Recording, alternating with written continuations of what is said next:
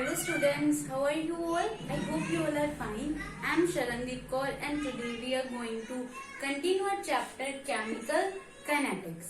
तो बेटा हम केमिकल काइनेटिक्स चैप्टर को एक बार ही तो कर चुके हैं ना। हमने एक लेक्चर इसका लगाया था जिसमें हमने किस चीज के बारे में डिस्कस किया था, रेट्स ऑफ रिएक्शंस के बारे में। ठीक है, आज जो बेटा हमारा टॉपिक है that is factors affecting rate of reaction की। जो रेट होती है रिएक्शन की, उसको कौन से ऐसे फैक्टर्स हैं जो अफेक्ट करते हैं। ठीक है, मतलब रेट ऑफ रिएक्शन जो है वो किन किन फैक्टर से इन्फ्लुएंस होती है। फॉर एग्जाम्पल, अगर मान लो हम कोई रिएक्शन करवा रहे हैं, अगर हमने टेम्परेचर कर दिया थोड़ा सा इंक्रीज, तो टेम्परेचर के इंक्रीज करने से या फिर टेम्परेचर डिक्रीज कर दिया, टेम्परेचर के डिक्रीज करने से रिएक्शन की रेट पे क्या फर्क पड़ता है, उसको हम बोलते हैं फैक्टर्स। ठीक है, समझ में आया। तो ये मतलब टेम्परेचर एक ऐसा फैक्टर होगा फिर, अगर टेम्परेचर के इंक्रीज करने से या डिक्रीज करने से रेट चेंज हो रही है, रेट पे फर्क पड़ रहा है, या तो क्या हो कि जो रेट है वो इंक्रीज हो रही हो या फिर जो रेट है वो डिक्रीज हो रही हो। अगर ऐसा कुछ होता है तो हम फिर बोलते हैं कि वो टेम्परेचर मतलब एक ऐसा फैक्टर है जो इन्फ्लुएंस करता है रेट ऑफ रिएक्शन को। क्लियर है। तो हम इस तरीके से कुछ फैक्टर्स करेंगे। हमारे पास 6 फैक्टर्स हैं, जिनको 3 को तो हमने फुल डिटेल में करना है। हमारे इसके बाद जो पूरा चैप्टर है उसमें हमने 3 फैक्टर्स ही देखने हैं जो अफेक्ट करते हैं रेट ऑफ रिएक्शन को। ठीक है, तो सबसे फर्स्ट जो अफेक्ट बेटा हमने पढ़ना है that is concentration. Concentration of reactants. Reactants की कॉन्सेंट्रेशन पे किस तरीके से डिपेंड करती है रेट। ठीक है बेटा, कंसेंट्रेशन देखो, अगर बेटा हम क्या करेंगे, मान लो हमारे पास कोई भी रिएक्टेंट है, जैसे मान लो हम एक एग्जांपल लेते हैं H2I2, इससे क्या बना है हमारे पास 2HI। ठीक है, हमारे पास हाइड्रोजन है, हमारे पास आयोडीन है। ठीक है, ये दोनों जो हाइड्रोजन एंड आयोडीन अगर आपस में रिएक्ट करेंगे, आपस में रिएक्ट करने के बाद क्या बनाएंगे, HI बनाएंगे। अब हमें मतलब है रिएक्टेंट से, हमें प्रोडक्ट से लेना देना नहीं है, हमें मतलब है रिएक्टेंट से, रिएक्टेंट की कंसेंट्रेशन से। अगर हम रिएक्टेंट की कंसेंट्रेशन को इंक्रीज करते हैं तो क्या होगा, पहले ये देखो हमारे पास हाइड्रोजन है, ओनली हाइड्रोजन मॉलिक्यूल तो HI नहीं बना देगा, है ना। उसी तरह से अगर हाइड्रोजन की जगह पे ओनली I2 मॉलिक्यूल हो, क्या ओनली I2 मॉलिक्यूल HI बना सकता है, नहीं बना सकता। अगर HI को बनना है तो हाइड्रोजन एंड आयोडीन इन दोनों रिएक्टेंट्स को क्या करना पड़ेगा, एक दूसरे के साथ आना पड़ेगा, दोनों को कंबाइन करना पड़ेगा, आपस में टकराना पड़ेगा। टकराएंगे तभी तो HI बनेगा। क्लियर है ना। तो क्या है बेटा, जब H एंड I आपस में टकराते हैं तब जाके HI बनता है। अब हमने यही देखना है कि क्या कंसेंट्रेशन को इंक्रीज करने से इनकी कोलिजन पे फर्क पड़ता है। देखो क्या होगा, अगर बेटा हम क्या करेंगे, अगर मान लो हमने क्या कर दी, ये H एंड I2 है, ये क्या करेंगे, दोनों गैसेस होती हैं, ये दोनों गैसेस पार्टिकल्स क्या करते हैं, मूव करते हैं, है ना। गैसेस पार्टिकल मूव करते करते साथ में क्या करते हैं, साथ में ये हम ये मान लेते हैं कि मूव करते हैं, मूव करते करते एक दूसरे के साथ कहीं पे जाके टकरा जाएंगे। ठीक है, H2 का मॉलिक्यूल आया वो भी मूव कर रहा है ना, I2 का मॉलिक्यूल आया वो भी मूव कर रहा है, मूव करते करते ये आपस में टकरा जाते हैं, कोलाइड कर जाते हैं। जब ये दोनों कोलाइड कर जाएंगे तब हमारे पास प्रोडक्ट बन जाएगा HI। ठीक है, अब अगर हम क्या करेंगे, इनकी कंसेंट्रेशन इंक्रीज कर देंगे। ठीक है, इनकी कंसेंट्रेशन इंक्रीज कर देंगे। अब देखो मान लो हमारे पास एक रूम है, रूम में कितने लोग हैं, सिर्फ 2 लोग हैं। ठीक है, वो भाग रहे हैं, वो आपस में कहीं पे जाके तो कोलाइड करेंगे। हमने उनकी आंखों पे पट्टी बांध दी, उनको बोल दिया घूमो, अगर वो घूमेंगे तो एक कभी तो जाके टकराएंगे ना, जब टकराएंगे तब प्रोडक्ट बन गया। ठीक है, अब क्या है कि मान लो उसी रूम में हमने 2 की बजाय 10 लोगों को जमा कर दिया।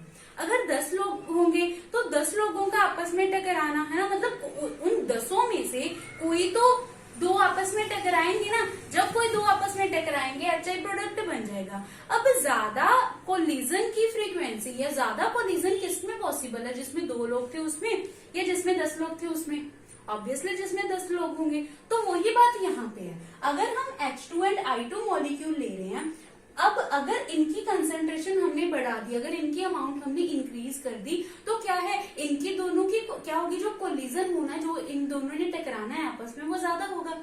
अगर ज्यादा टकराएंगे तो जल्दी जल्दी या फिर ज्यादा नंबर ऑफ प्रोडक्ट्स बनेंगे। ठीक है, तो इसका क्या मतलब है कि अगर हम कंसंट्रेशन इंक्रीज करते हैं, कंसंट्रेशन के इंक्रीज करने से जो कोलिजन होती है of reactants,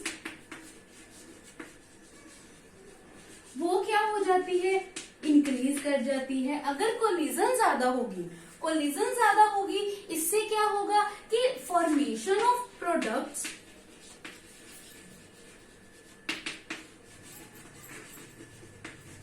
formation of products भी ज्यादा होंगे। या तो हम ये बोल सकते हैं कि ज्यादा प्रोडक्ट बनेंगे, या ये भी बोल सकते हैं कि जल्दी बनेंगे, कोलिजन जल्दी होगी, है ना, कोलिजन जल्दी होगी, प्रोडक्ट जल्दी बन जाएंगे। ठीक है, फॉर्मेशन अगर ज्यादा होगी तो इसके साथ क्या होगी, फिर रेट क्या होगी, इंक्रीज करेगी। फास्ट होगी तो रेट ऑफ रिएक्शन क्या की, इंक्रीज की, obviously.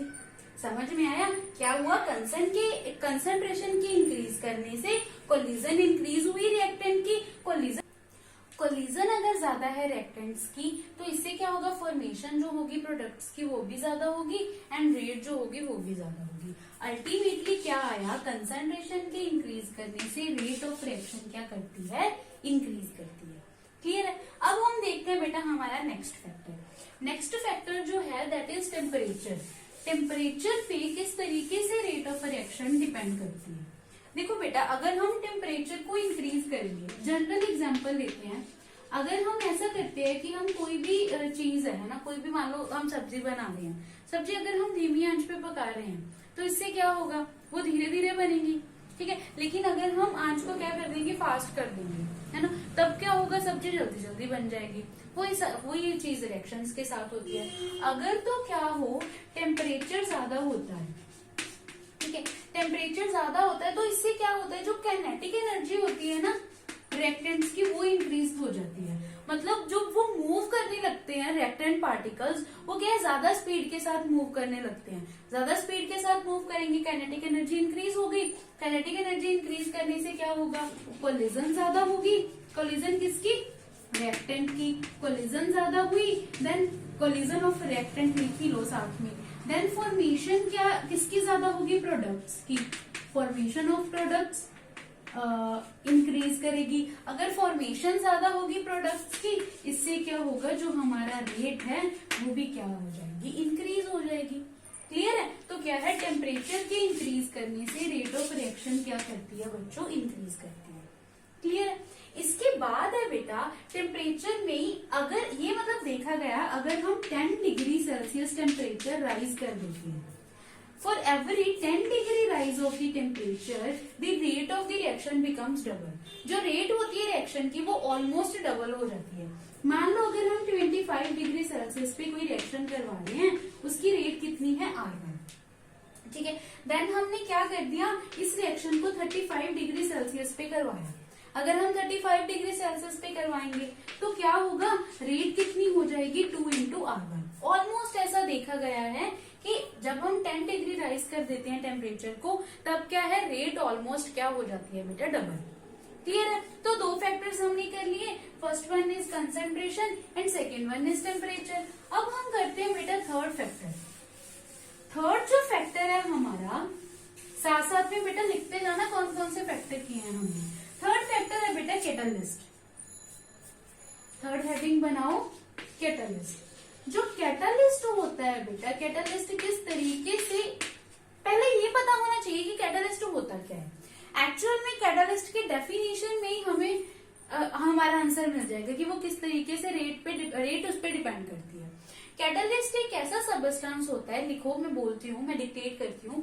Catalyst is a substance by which the rate of the reaction increasing without undergoing any change in itself। जो कैटालिस्ट होता है वो क्या करता है, जो रेट होती है रिएक्शन की उसको क्या कर देता है, इंक्रीज कर देता है without undergoing any change in itself. मतलब क्या है, देखो हमने रिएक्शन करवाई है A to B, प्रोडक्ट बन गया हमारे पास AB।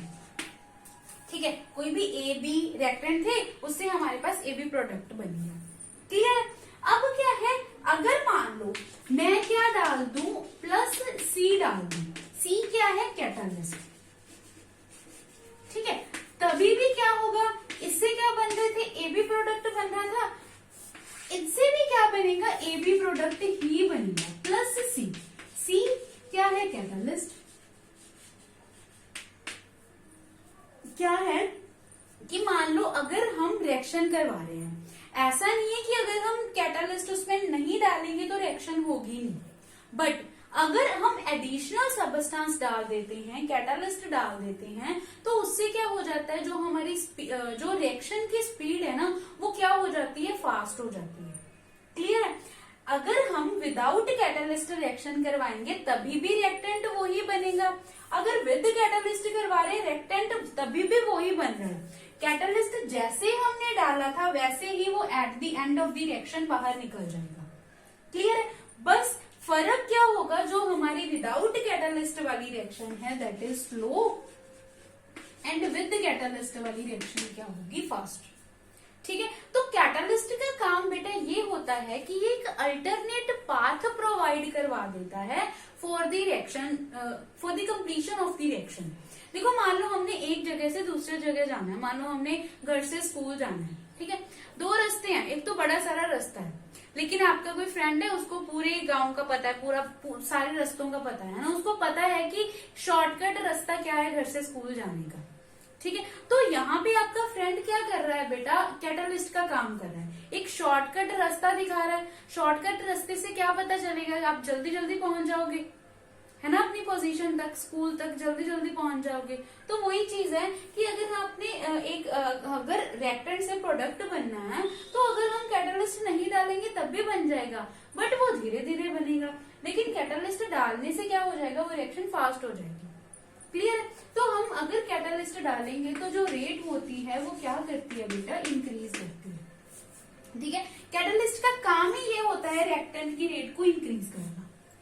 क्लियर है बेटा? वो अल्टरनेट पाथ क्या होगा, जो मैं अल्टरनेट पाथ के बारे में बोल रही हूँ, शॉर्टकट के बारे में बोल रही हूँ, वो शॉर्टकट हम डिटेल में पढ़ेंगे क्या होता है।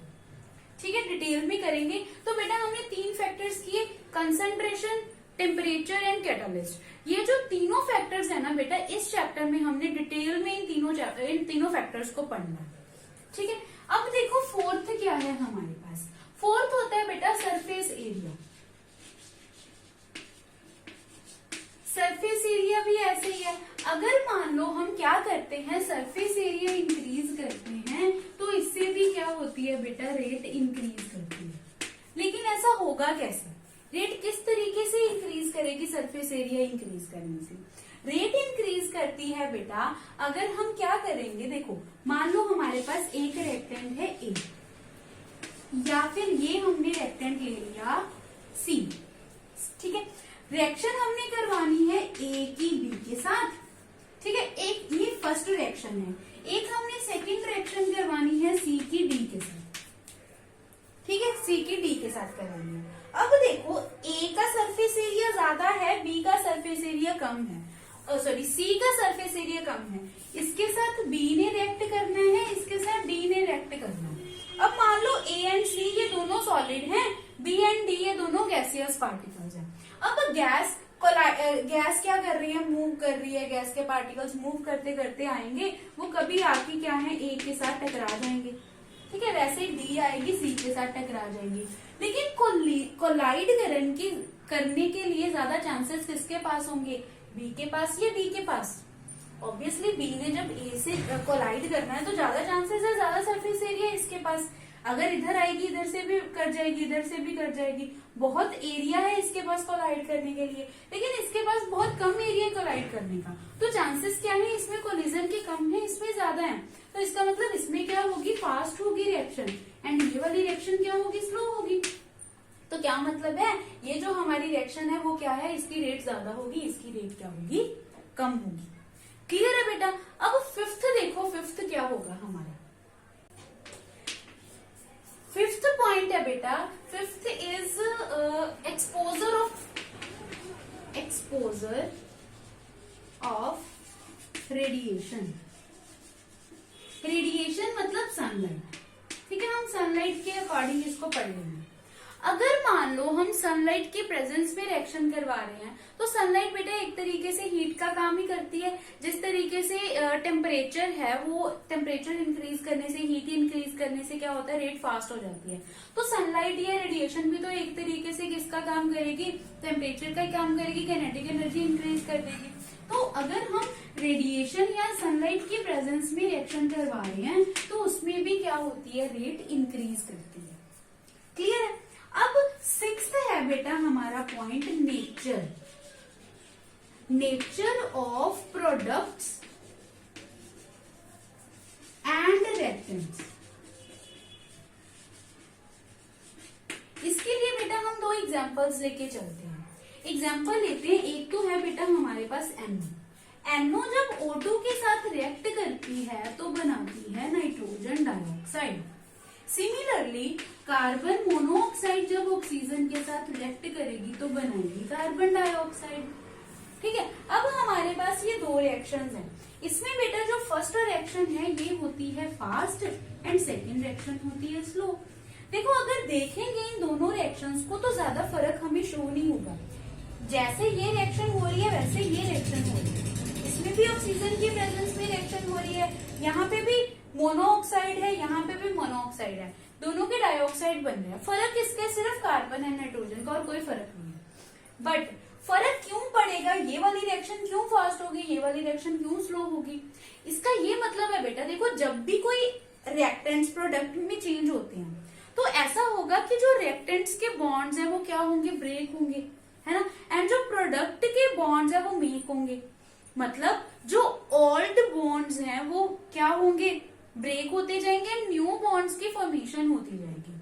ठीक है। तो इसीलिए अगर तो जो पुराने बॉन्ड हैं उनको बनने के लिए ज्यादा एनर्जी की जरूरत है, उनको तोड़ने के लिए ज्यादा एनर्जी की जरूरत है। मतलब अगर उनकी बॉन्ड डिसोसिएशन एंथैल्पी ज्यादा है, इसका मतलब ज्यादा टाइम लगेगा उनको तोड़ने के लिए, है ना, एंड फिर उनको बनने के लिए अगर ज्यादा टाइम लग रहा है, अगर एंथैल्पी ऑफ फॉर्मेशन या फिर एनर्जी ऑफ बॉन्ड फॉर्मेशन क्या है, ज्यादा है, तब भी क्या है, ज्यादा टाइम लग रहा है, तो तब क्या होगा, रिएक्शन स्लो होगी। बट अगर हमारे पास इस तरीके के रिएक्टेंट्स हैं कि जिनमें बॉन्ड डिसोसिएशन एनर्जी कितनी लग रही है, कम लग रही है, उनको तोड़ने के लिए जो एनर्जी चाहिए वो कम चाहिए, अगर कम चाहिए तो जल्दी जल्दी टूट जाएंगे, जल्दी जल्दी टूट जाएंगे, जल्दी जल्दी प्रोडक्ट बन जाएगा। क्लियर है। तब रेट क्या होगी, फास्ट होगी। मतलब नेचर भी किस तरीके से डिपेंड करता है, ये डिपेंड करता है energy of making of bonds and breaking of bonds. अगर मेकिंग एंड ब्रेकिंग कम एनर्जी पे ही हो रही है तब तो ठीक है, तब तो जल्दी हो जाएगी रिएक्शन। बट अगर ज्यादा एनर्जी की जरूरत पड़े तो रिएक्शन भी क्या होगी, स्लो होगी। क्लियर है बेटा। तो ये 6 पॉइंट्स थे जिसपे रेट ऑफ रिएक्शन क्या करती है, अफेक्ट करती है। क्लियर है। अब इनमें से हमने 3 फैक्टर्स हैं जिनको डिटेल भी करने, कौन कौन से बताया था, कंसंट्रेशन, टेम्परेचर एंड कैटलिस्ट। सबसे फर्स्ट जो हम आज डिटेल में कर रहे हैं बेटा दैट इज कंसंट्रेशन। ठीक है। कंसंट्रेशन का इफेक्ट देखते हैं डिटेल में क्या होगा, किस तरीके से कंसंट्रेशन अफेक्ट करेगी to the rate of reaction. देखो कंसंट्रेशन का इफेक्ट वेरी इंपॉर्टेंट, बहुत ज्यादा इंपॉर्टेंट है। पूरा चैप्टर है ना, पहले तो कंसंट्रेशन के इर्द गिर्द ही घूमेगा। ठीक है। देखो कंसंट्रेशन क्या है, हमने अभी बोला कि अगर हम कंसंट्रेशन को क्या करते हैं, इंक्रीज करते हैं, तो रेट क्या करती है, इंक्रीज करती है। ये एक्सपेरिमेंटली देखा गया था। अब इसको लेके बेटा एक मैथमेटिकल लॉ बनाया गया जिससे हम ये प्रूफ भी कर सकते हैं कि रेट इंक्रीज कर रही है। ठीक है। या फिर अगर हमें कोई हमारे पास अगर कोई रिएक्शंस हो तो उन रिएक्शन से हम ये शो कर सकेंगे कि क्या है, रेट इंक्रीज कर रही है अगर हम कंसंट्रेशन बढ़ा रहे हैं तो। ठीक है। इस चीज के लिए बेटा 2 लॉज आए थे। फर्स्ट लॉ था लॉ ऑफ मास एक्शन। किस चीज को दिखाने के लिए, इस चीज को दिखाने के लिए, ठीक है, कि कंसंट्रेशन के बढ़ने से रेट बढ़ती है। तो लॉ ऑफ मास एक्शन क्या था बेटा, लॉ ऑफ मास एक्शन कहता है अगर मान लो हम रिएक्शन लेके चल रहे हैं, AA plus BB becomes products. ठीक है। ये capital A and capital B क्या है, रिएक्टेंट्स है, small A and small B are stoichiometric coefficients. ठीक है, अब क्या है, रेट जो है, लॉ ऑफ मास एक्शन क्या बोलता है, rate is directly proportional to the product of the concentration of the reactants. जितने भी रिएक्टेंट हैं उनकी कंसंट्रेशन का प्रोडक्ट एंड उनकी raise to the power their stoichiometric coefficient. क्या बोलता है, लॉ ऑफ मास एक्शन ये बताता है कि rate is directly proportional to the product of the concentration of all the reactants present in a particular reaction raise to the power to their stoichiometric coefficient. ठीक है, उनके ही स्टिशियोमेट्रिक coefficient को उनकी powers में लेना है। क्लियर है, ये लॉ ऑफ मास एक्शन ने बताया। अब क्या है बेटा, अगर हम प्रोपोर्शनैलिटी के साइन को हटाते हैं तो हम क्या लगाते हैं बेटा, एक कांस्टेंट लगाते हैं। हमने यहाँ पे कांस्टेंट लगा दिया कि, ठीक है। अब ये बताता क्या है बेटा, ये लॉ ये बताता है कि जो रेट है, ठीक है, वो कंसंट्रेशन पे डिपेंड करती है। ऑब्वियसली डायरेक्टली प्रोपोर्शनल है कंसंट्रेशन के, रिएक्टेंट्स की कंसंट्रेशन के। प्रोडक्ट्स क्या बन रहे हैं, क्या कितने बन रहे हैं, हमें लेना देना नहीं है, हमें सिर्फ रिएक्टेंट से मतलब है एंड उनकी पावर से मतलब है, मतलब कितने मोल्स उसके रिएक्ट कर रहे हैं। ठीक है, बट जब अलग अलग रिएक्शंस पे ये लॉ एप्लीकेबल करके देखा गया तो सारी रिएक्शंस पे ये एप्लीकेबल नहीं हुआ। कुछ रिएक्शंस पे तो हो गया बट कुछ रिएक्शंस पे ये एप्लीकेबल नहीं हुआ। अब इसकी कमी को रिमूव करने के लिए क्या बेटा, कमी सिर्फ इतनी सी आई थी कि कुछ रिएक्शंस के लिए तो ये जो हमने ए एंड बी पावर्स ली है ना वो सही थी, लेकिन कुछ रिएक्शंस के लिए यहाँ पे ए एंड बी की जगह पे और कोई पावर आ रही थी। ठीक है, तो इसलिए इस लॉ को थोड़ा सा मॉडिफाई किया गया। मॉडिफाई करके एक न्यू लॉ बनाया गया जिसको बोलते हैं रेट लॉ। ठीक है, एक नया लॉ बनाया। कौन सा लॉ बनाया, रेट लॉ। तो अब हम लॉ ऑफ मास एक्शन नहीं पढ़ेंगे, क्या पढ़ेंगे, रेट लॉ। पूरे चैप्टर में हमने रेट लॉ ही पढ़ना है, लॉ ऑफ मास एक्शन नहीं पढ़ना। रेट लॉ क्या था, रेट लॉ सिमिलर था लॉ ऑफ मास एक्शन से। इसने भी यही बोला, दोबारा से रिएक्शन लिख लो पहले वाली। इसने भी यही बोला बेटा कि क्या है, रेट किसके डायरेक्टली प्रोपोर्शनल होती है, to the product of the concentration of the reactant. ठीक है, but raise to the power A and B नहीं ली इसने ली अल्फा एंड बीटा। अब ये अल्फा बीटा क्या है, ये जो अल्फा एंड बीटा है ना, ये मे बी ए बी भी हो सकती है, मे बी ना हो। मतलब अल्फा की वैल्यू ए हो भी सकती है एंड नहीं भी हो सकती, बीटा की वैल्यू बी हो भी सकती है, नहीं भी हो सकती। ठीक है, कुछ भी वैल्यू होगी, बट हमें नहीं पता कि क्या वैल्यू है ए एंड बी की, सॉरी अल्फा एंड बीटा की। ए बी की वैल्यू तो हम देख के बता सकते थे रिएक्शन से, लेकिन अल्फा बीटा की वैल्यू रिएक्शन से नहीं बताई जा सकती। अल्फा बीटा जो हैं ये क्या है, एक्सपेरिमेंटली कैलकुलेटेड वैल्यूज हैं, एक्सपेरिमेंटल वैल्यूज हैं। ठीक है, रिएक्शन को देख के इनका पता नहीं लगाया जा सकता। अगर हमारे पास एक्सपेरिमेंटल डाटा होता है, उस डाटा को देख के हम अल्फा बीटा का पता लगा सकते हैं। ठीक है, अगर न्यूमेरिकल्स आएंगे इसके बेसिस पे, वैसे तो मैं आपको सारे न्यूमेरिकल्स करवाऊंगी, अगर न्यूमेरिकल्स आएंगे उसमें आपको बताया गया होगा कि कुछ डाटा आपको गिवन होगा, उस डाटा से आपको अल्फा एंड बीटा की वैल्यू निकालनी होगी। क्लियर है। अब देखो नेक्स्ट क्या है, प्रोपोर्शनैलिटी का साइन। सेम हम क्या करेंगे, प्रोपोर्शनैलिटी के साइन को हटाएंगे, हटा के क्या लगाएंगे, इक्वल्स टू का साइन एंड साथ में लगा लेंगे कांस्टेंट के। अब इस कांस्टेंट को क्या बोला जाता है बच्चों, rate constant. This constant is known as rate constant. बहुत इंपॉर्टेंट है बेटा ये वाला टॉपिक रेट लॉ का। ठीक है, अब रेट कांस्टेंट हो गया, रेट लॉ हो गया, अल्फा बीटा हो गए, है ना। अब नेक्स्ट है बेटा हमारे पास ऑर्डर, जो रेट लॉ के बीच में से ही निकल के आता है। ऑर्डर क्या होता है बेटा, ऑर्डर को हम एन से डिनोट करते हैं। ऑर्डर होता है कि रेट लॉ एक्सप्रेशन में जो हम कंसंट्रेशन लेते हैं ना रिएक्टेंट की, उनकी जो पावर्स हैं उनका सम, मतलब n is equals to alpha plus beta here. अब जरूरी नहीं है बेटा कि यहाँ पे हमने 2 ही लेने हैं, हो सकता है 2 से ज्यादा रिएक्टेंट हो सकता है 2 से कम हो, एक अकेला भी चलेगा। ठीक है, जरूरी नहीं है कि हमने 2 ही लेने हैं हमेशा, अल्फा बीटा लेना, अल्फा बीटा गामा भी हो सकता है, और कोई साथ में वैल्यूज भी हो सकती है, 4 5 6 रिएक्टेंट कितने भी हो सकते हैं। ठीक है, तो कितने भी हम रिएक्टेंट लेके चल सकते हैं, जितने भी प्रेजेंट होंगे रिएक्शन में उतने लेके चल पड़ेंगे। ठीक है, तो अल्फा प्लस बीटा ये क्या होगा, ऑर्डर। इसकी डेफिनेशन लिख लो बेटा ऑर्डर की, the sum of the powers,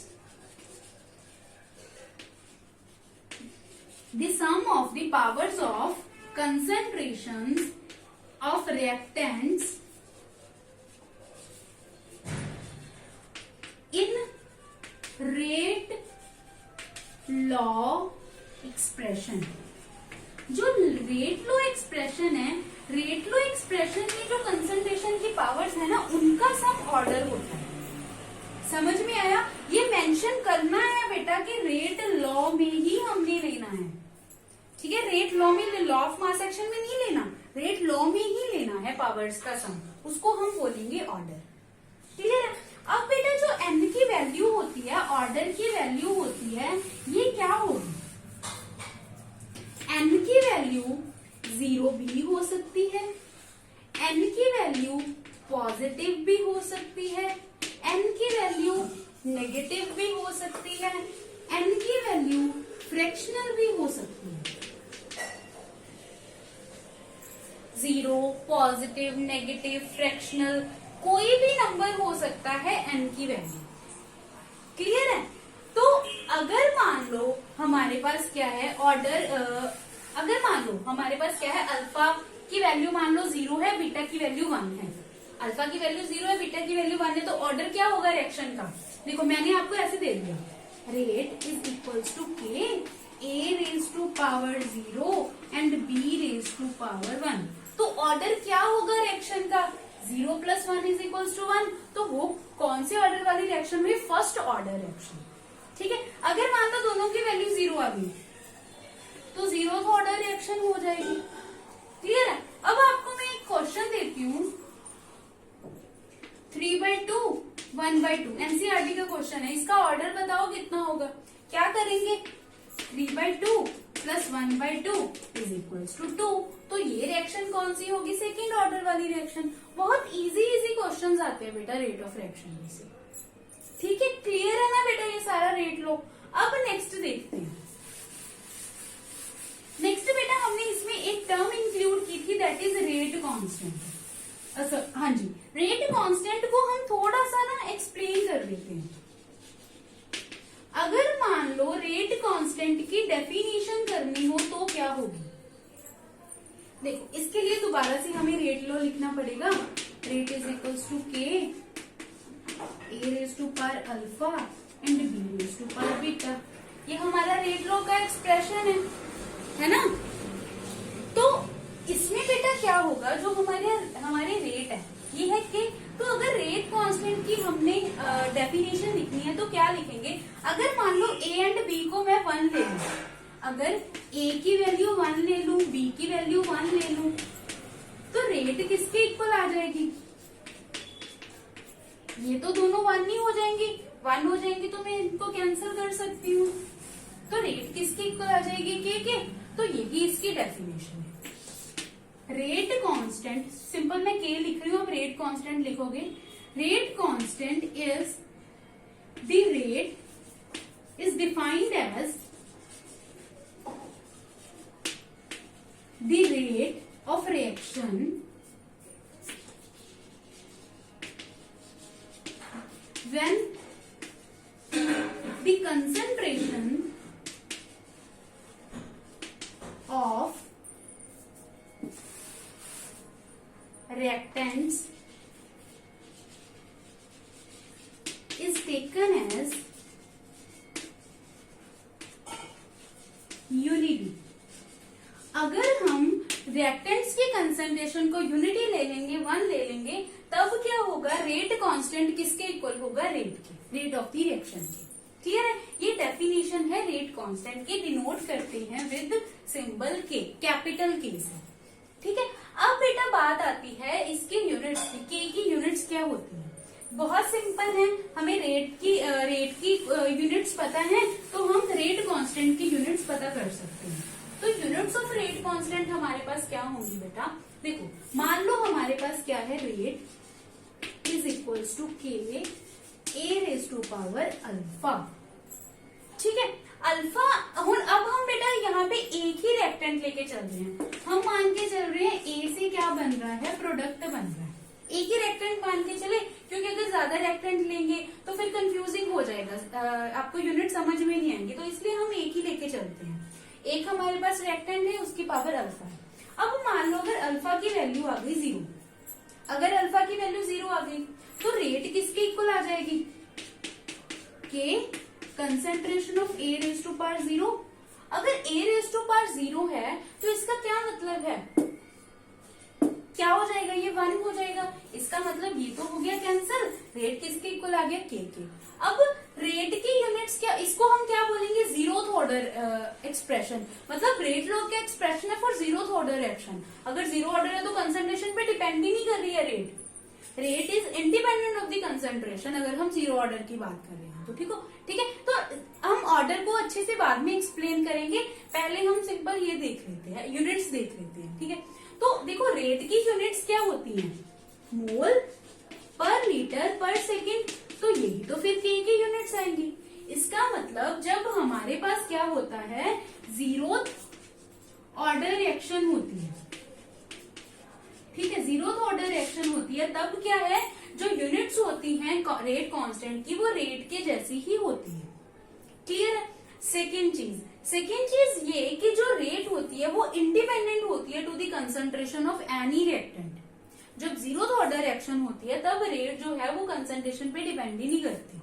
ठीक है, ऑलवेज कांस्टेंट रहती है। चलो फिर हम बात करते हैं फर्स्ट ऑर्डर रिएक्शन की, मतलब जब अल्फा की वैल्यू 1 है, जब अल्फा की वैल्यू 1 है तो रेट किसके इक्वल आएगी, के ए रेज टू पावर 1। अगर पावर 1 है तो यही तो इसका एक्सप्रेशन होगा, 1 को हटा दो, ये एक्सप्रेशन आ जाएगा। अब देखो के को हम इस तरीके से लिख सकते हैं, रेट डिवाइडेड बाय कंसंट्रेशन, है ना। तो रेट की यूनिट्स क्या होती हैं, मोल पर लीटर पर सेकेंड। कंसंट्रेशन की यूनिट्स क्या होती हैं, मोल पर लीटर। अगर हम मोल पर लीटर को कैंसिल कर देंगे तो क्या आ जाएगा, पर सेकेंड, है ना। तो इसका मतलब के की unit for first order reaction क्या होंगी, पर सेकेंड।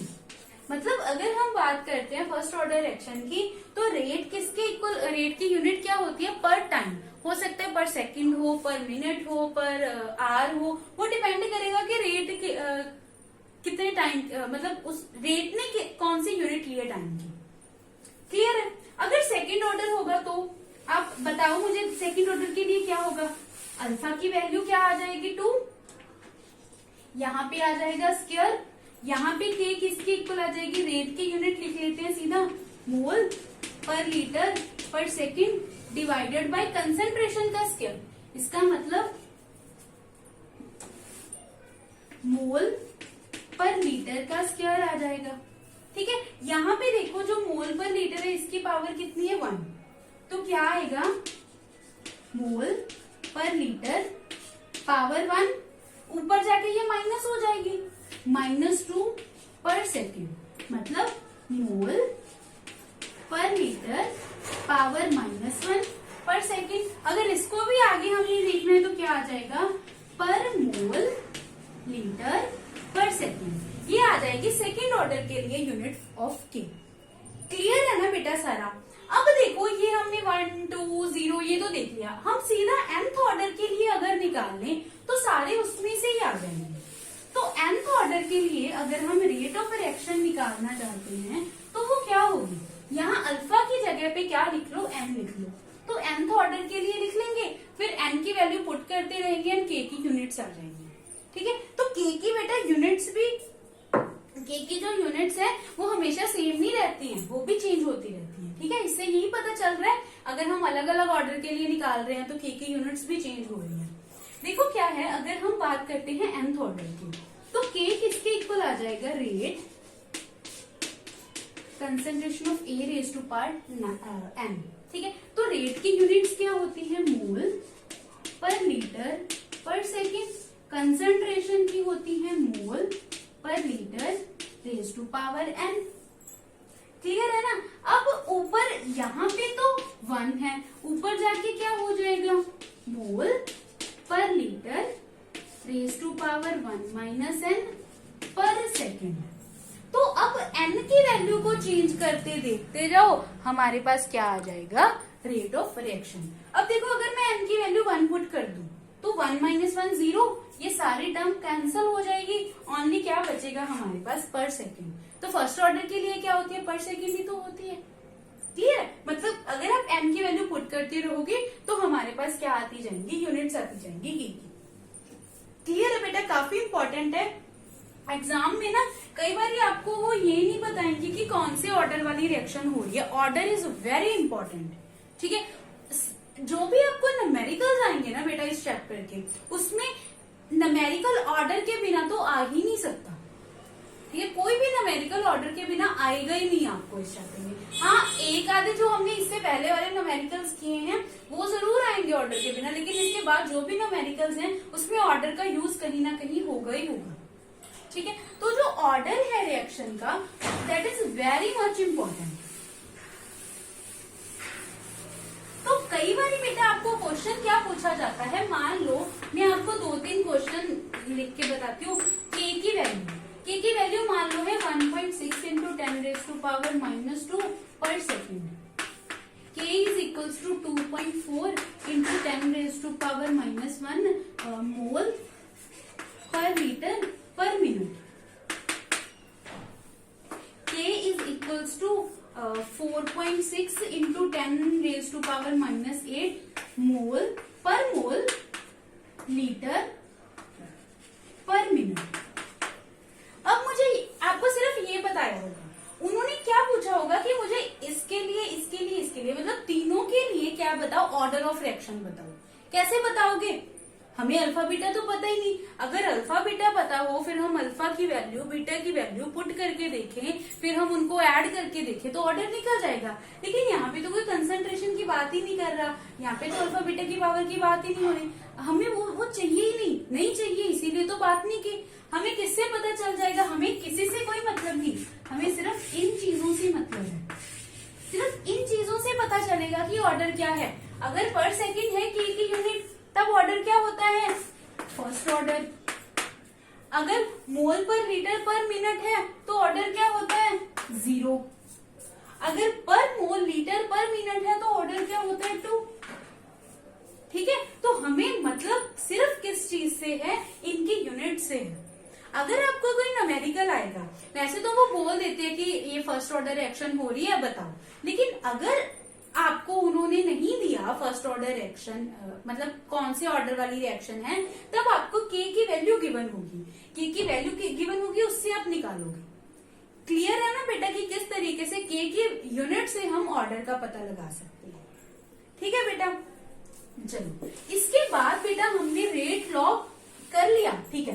लेकिन अब हम अलग अलग रिएक्शंस के लिए, मतलब 0 ऑर्डर फर्स्ट ऑर्डर के लिए अलग अलग पढ़ेंगे रेट लॉ को। थोड़ा सा उसको क्या करेंगे, ब्रॉड तरीके से पढ़ेंगे।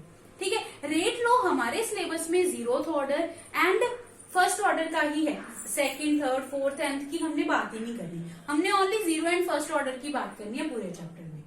क्लियर है, आज हम इतना ही करते हैं। नेक्स्ट लेक्चर में मैं आपको क्या करवाऊंगी बेटा, इंटीग्रेटेड रेट लॉ करवाऊंगी फॉर 0 एंड फर्स्ट ऑर्डर।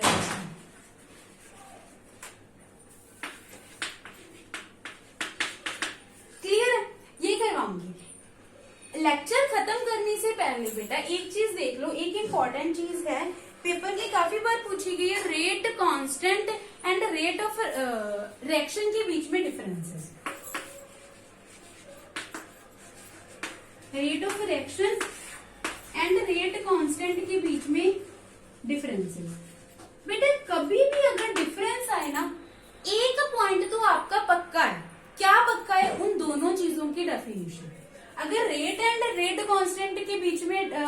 पूछा है डिफरेंस, पहली तो दोनों की डेफिनेशन ही लिखो। रेट ऑफ रिएक्शन क्या होगी, जो रेट लॉ वाली है ना उसको लिख दो, या फिर लिख दो कि रेट ऑफ रिएक्शन क्या होती है, decrease in the concentration of reactant per unit time या increase in the concentration of product per unit time. ठीक है, चाहे रेट लॉ एक्सप्रेशन से लिख लो, है ना। रेट कांस्टेंट की बात कर लो, क्या होता है जब रेट लॉ एक्सप्रेशन में हम क्या करते हैं, कंसंट्रेशन को यूनिटी कर देते हैं, तब रेट क्या होती है, रेट कांस्टेंट की इक्वल होती है। That is definition of rate constant. ठीक है, सेकंड क्या होगा, सेकंड आप ये बोल सकते हो इनके यूनिट्स, रेट ऑफ रिएक्शन की यूनिट हमेशा रहती है मोल पर लीटर पर सेकेंड, है ना। थर्ड क्या होती है, के की यूनिट आप क्या लिखोगे, यूनिट ऑफ के is changed according to order। ठीक है, ऑर्डर के साथ वो चेंज होती रहती है। ठीक है, ये भी लिख सकते हो कि थर्ड चाहे पॉइंट अगर ज्यादा नंबर का बनाना है, ज्यादा पॉइंट्स बनाने हैं तो ये ऐड करते चलो। क्या ऐड करते जो रेट ऑफ रिएक्शन की सिर्फ एक ही यूनिट होती है। ठीक है, लेकिन रेट कांस्टेंट की यूनिट्स अलग अलग होती हैं। ठीक है, एक नहीं होती। फिर इसकी यूनिट्स क्या क्या होती हैं वो बना दो, 0 ऑर्डर के लिए, फर्स्ट ऑर्डर के लिए इसकी लिख दो 0, फर्स्ट के लिए सेम ही रहती है यूनिट। ठीक है, तो ये दो जो पॉइंट्स है वो मेन है जो आपने लिखने ही लिखने हैं। आगे आपको अगर कोई इन दोनों में से अगर कोई निकल के आता है तो आप लिख सकते हो। क्लियर है, आप ये लिख सकते हो कि जो रेट कांस्टेंट होता है, थर्ड पॉइंट ये बना सकते हो कि जो रेट कांस्टेंट है वो क्या है, थ्रू आउट द रिएक्शन हमेशा वो कांस्टेंट ही रहेगा। Rate constant through out the reaction हमेशा कांस्टेंट ही रहेगा, बट रेट ऑफ रिएक्शन जो होती है वो through out the reaction change होती रहती है। जरूरी नहीं है कि अगर पहले रेट ज्यादा होगी तो बाद में भी उतनी ही रेट रहेगी। हमेशा रिएक्शन जो है वो एक स्पीड से नहीं चलती है। मान लो अगर आप कार में ट्रेवल कर रहे हो तो क्या एक पॉइंट से दूसरे पॉइंट तक जब आप जाते हो तो क्या वो एक स्पीड से चलती रहती है, क्या कार हमेशा नहीं चलती ना, उसकी स्पीड चेंज होती रहती है। ट्रैफिक पे डिपेंड करेगा कि कितनी स्पीड होगी, है ना। रोड पे डिपेंड करेगा कि कैसा रोड है। ठीक है, मतलब सड़क अच्छे से बनी हुई है या उसमें खड्डे हैं काफी सारे, तो स्पीड डिपेंड करेगी ना इन सभी चीजों पे। स्पीड हमेशा सेम तो नहीं रहेगी ना कार की। उसी तरह से रिएक्शन की स्पीड भी हमेशा सेम नहीं होती है। रिएक्शन की स्पीड भी टाइम बाय टाइम क्या होती रहती है, चेंज होती रहती है। क्लियर है ना। देखो, अगर हम इससे ही देखें, हम पहले बोलते हैं कि जो रेट होती है वो कंसंट्रेशन पे डिपेंड करती है। किसकी कंसंट्रेशन पे, कंसंट्रेशन ऑफ रिएक्टेंट पे डिपेंड करती है। अगर कंसंट्रेशन ऑफ रिएक्टेंट पे डिपेंड करती है तो इसका मतलब कि अगर हम शुरू कर रहे हैं रिएक्शन, जब हम शुरू कर रहे हैं रिएक्शन तब क्या है, जो रेट है हमारी, जो कंसंट्रेशन है रिएक्टेंट की वो बहुत ज्यादा है। इसका मतलब वहां पे क्या होगी, रेट ज्यादा होगी। लेकिन जैसे जैसे टाइम जाता रहता है, मान लो जब रिएक्शन कंप्लीशन की तरफ आती है तब क्या है, रिएक्टेंट तो ऑलमोस्ट खत्म ही हो चुके होते हैं। तो उस टाइम पे जो स्पीड होती है ना बेटा रिएक्शन की वो भी डिक्रीज कर जाती है, बिकॉज कंसंट्रेशन रिएक्टेंट की डिक्रीज करगी। यही बात है ना, अगर हम बोलते हैं कि कंसंट्रेशन के बढ़ने से रेट बढ़ती है तो कंसंट्रेशन के डिक्रीज करने से रेट डिक्रीज भी तो होगी ना। कंसंट्रेशन किसकी ले रहा है, प्रोडक्ट की तो हमने बात ही नहीं की, ओनली रिएक्टेंट की बात की। क्लियर है ना। तो rate through out the reaction same नहीं रहती है। Rate constant through out the reaction हमेशा कांस्टेंट रहेगा, इसीलिए तो उसे कांस्टेंट बोला है। क्लियर है ना बेटा। तो ये था आज का हमारा टॉपिक। कल को हम इंटीग्रेटेड रेट लॉ करेंगे for 0 and first order reaction. After that हम इनकी न्यूमेरिकल्स करेंगे, है ना। उसके बाद एक दो मैं आपके लेक्चर लूंगी फॉर द न्यूमेरिकल्स, ठीक है, क्योंकि इसके न्यूमेरिकल्स आते ही आते हैं इस चैप्टर में से। ठीक है, इजी भी हैं लेकिन आते जरूर हैं। देन फिर हम टेम्परेचर एंड कैटलिस्ट का देखेंगे। क्लियर है। सो थैंक यू फॉर आज के लिए, एंड कल फिर हम next topic. Okay, thank you and have a nice day.